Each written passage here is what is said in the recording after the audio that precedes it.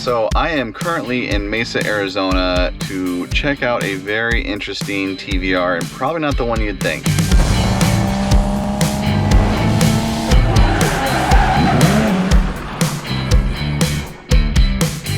So I'm here at Canyon State Classics to take a look at something really special here in the shop.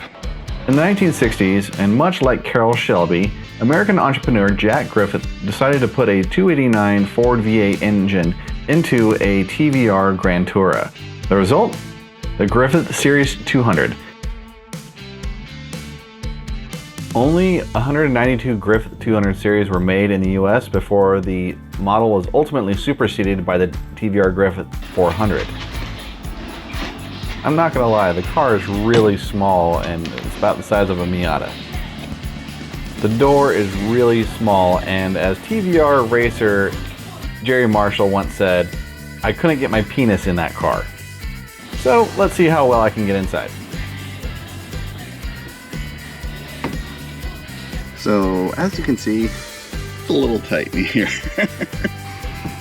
The pedal box is very, very tiny, and pretty much my 2 feet take up almost the entire space of all 3 pedals.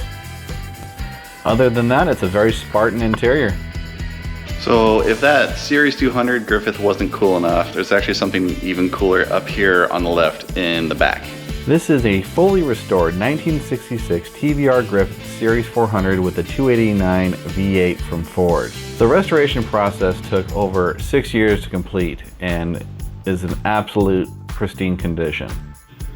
More importantly, of the 59 Series 400 TVR Griffiths that were made in New York, this is number 59, making it super rare. The Series 400 is currently for sale on Canyon State Classics website, and the Series 200 will be up for sale as soon as it gets some repairs and restoration done as well. Thanks for watching.